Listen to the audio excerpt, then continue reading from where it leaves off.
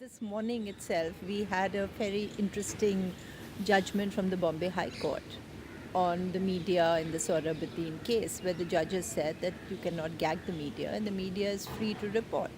So that seems to be a pretty interesting and a positive development in these dark days for the media.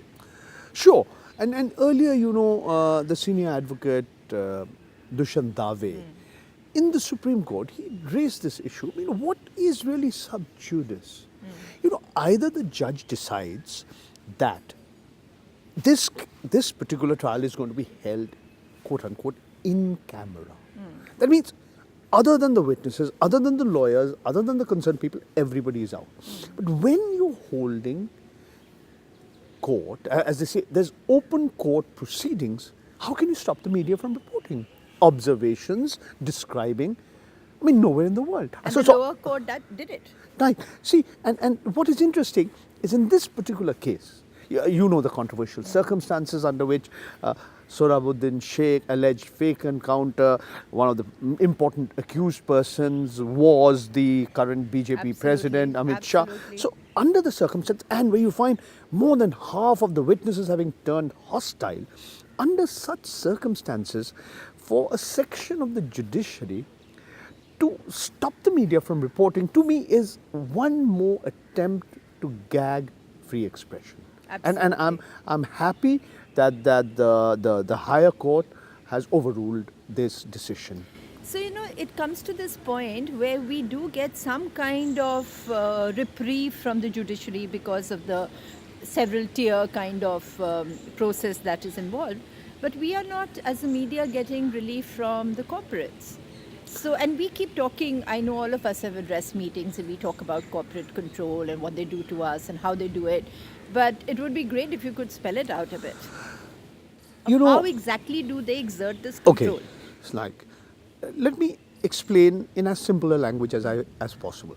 Now, this is not the first time that, or this is not the only country where large corporates and rich individuals either directly or indirectly control the media. Historically, in India, it's always existed. Big business groups, big business houses have Villas, going cars. They've always had interest in the media. Now, what's new? 2 or 3 things that are new is, if you look at the recent past, the so-called corporatization of the media has it's a trend that's intensified. The other thing is that with technology changing and the conflation of what was earlier called broadcasting and telecommunications, some of the big telecom barons have become major owners of the media. So take 2 examples. You have here Mr. Kumar Mangalam Birla. He heads the Idea Group. Now, Idea Group is one of the major players in telecom. He's also one of the major shareholders in the Living Media / India Today Group that has major interest in the media.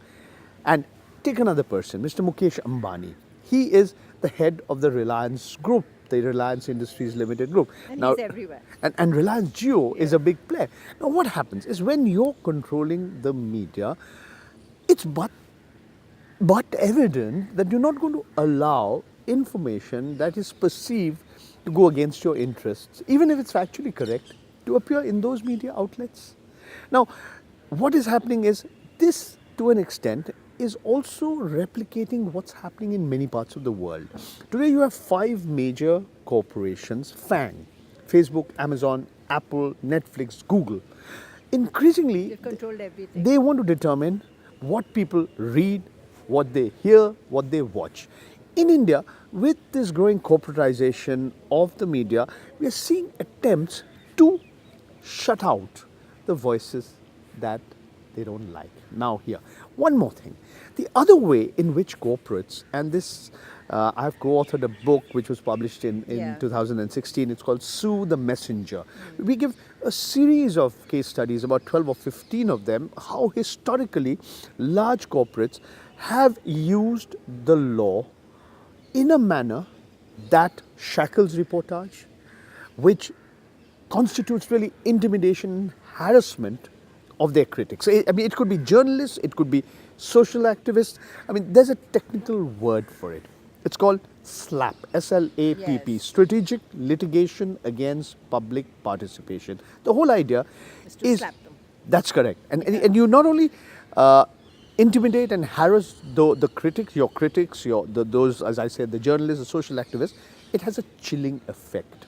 You send a message to the rest of the world, don't mess around with us. So, okay, it's everybody's, just as it's a fundamental right to free expression, it's also a fundamental right to sue.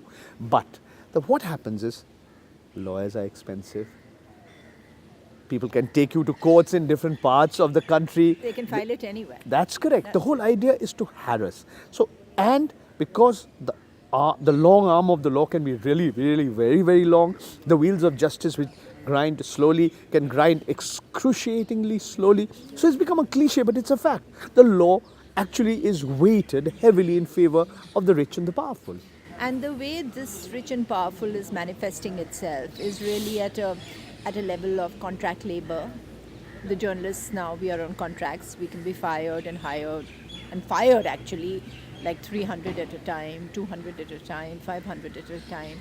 Then we can come to our offices if we are editors and find a notice that you've been sacked. We don't really need you. So this kind of, it also goes with a very deep humiliation of the profession as represented by professional journalists. Right. So essentially, the message that you're sending on, and again, this is a process that's been going on for a long time, but these trends have intensified.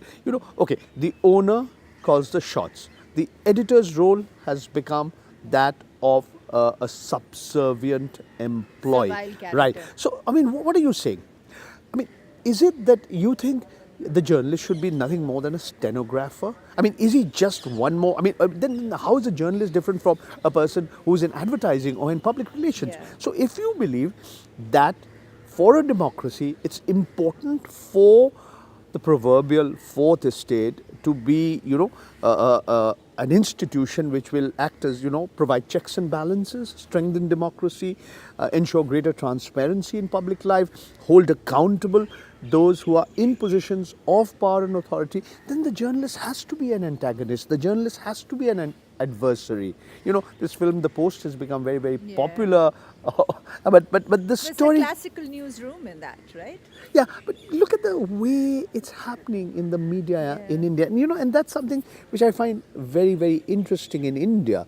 And unlike other countries in the world, including the United States of America, during the emergency and Indira Gandhi's time, it was Doordarshan and All India Radio, they monopolized the electronic media landscape. So whatever protests had to come from the print medium. Today we find that a section of the media, and I don't mind naming them, say Republic Television, say Times Absolutely. Now, All of them. I mean, they have become more loyal than the king. I mean, they are bending over backwards to go after the opposition rather than the ruling dispensation. And that's never happened. Now, why is that so? Okay, we know Mr. Rajiv Chandrasekhar's political affiliations. That's hardly a secret. But there's another trend that's happening. After the Great Recession of 2008, across the world and also in India, we see expenditure on advertising and marketing services either coming down or stagnating or hardly growing up, decelerating. Now, this has disrupted the revenue models of traditional media organizations. This period has also coincided with the exponential rise of the internet, and everybody wants everything free. There's a surfeit of information. So what you read, what you hear, what you watch, you don't want to pay anything more than what you're already paying for your internet service provider, or sometimes you're getting that free as well. Now, what does that mean? This means, say, in India, and this is something that I want to highlight, many media organizations have become relatively more dependent both on the government as well as political parties, in particular the ruling party, and therefore they have become that much more subservient. That's why they are more often than not reluctant to play the role of the fourth estate, to take on those who are in positions of power and authority. And that is also because the character of the media has changed over the years. I mean, even when we were controlled by by the industrialists as a print media, I think there is, we've got very close to money, we've got very close to power, and when we became electronic and television started, the stakes became much higher than they were in the print media. So you find that because of that, we are even more servile, we are sort of losing the plot, as it were, because we're not making the kind of profits that we want to. And we've also, as a media, moved away from the poorer and the victimized and the marginalized, and we prefer to have these big mega events where we rub shoulders with the rich and the powerful and feel as if we are part of the page 3 crowd. You're absolutely correct. So as journalists, as media persons, you are less interested in providing information to the proverbial Aam Aadmi, the citizen, information that not only educates, that informs, that could even theoretically empower people. But, Absolutely. and instead, the concern is to try and reach sponsors and advertisers closer to their potential consumers. So you are treating your audience as a consumer first and a citizen afterwards. And since your website is thecitizen.in, I think it's very, very important to underline this phenomenon that actually has been going on over a certain period of time. But we are seeing these processes picking up. I have this quip, you will recall, after the emergency when Morarji Desai was the Prime Minister of India, the Information and Broadcasting Minister was L.K. Advani. Mr. Advani was the INB Minister. Today, of course, I like to refer to him as the angry old man of the BJP, but be that as it may. At one of these occasions, he was asked that why did so many editors bend over backwards to please Indira Gandhi during the emergency? Though, if you will recall, quite a few editors had actually been put behind bars. So Mr. Advani very famously remarked, when they were asked to bend, they crawled. Yes. The difference today. Yeah. Is we are crawling. Yes, without being even asked to bend, you're crawling. You're straight in that Absolutely, prostrate position. absolutely. That's the sad part of the story. True. So, can we get out of this? I mean, this is something one really needs to discuss, is how do we loosen these shackles and how do we get out of this? There are 2 or 3 things that are possible, and I'd like to sort of, not sort of look on everything that's happening of us as completely bleak, dark, without hope, and the future looking, about as dim and as dark as can be. Sometimes as the old saying goes, the darkest hour is just before the dawn.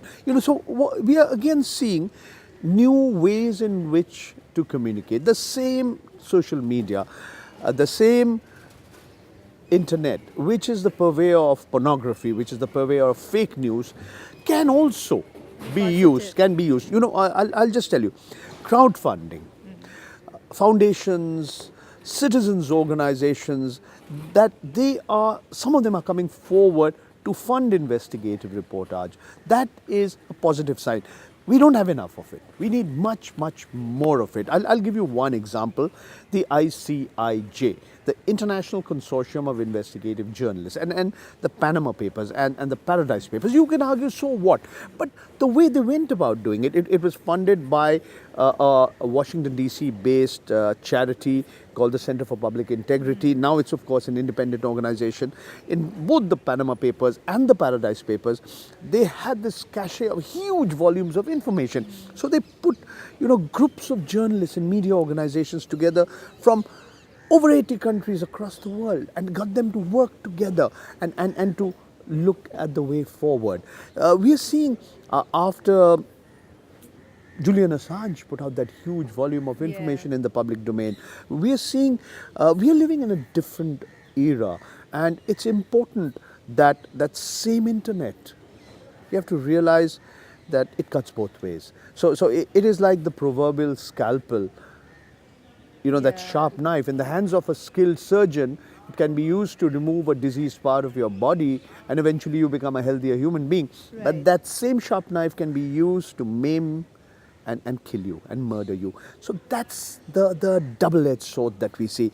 That same internet, which is a purveyor of trash, porn, fake news, Is now it's got we have to try and use it in a way to empower and provide information that is authentic, that's independent, and that's free of influence from big business, from big politics.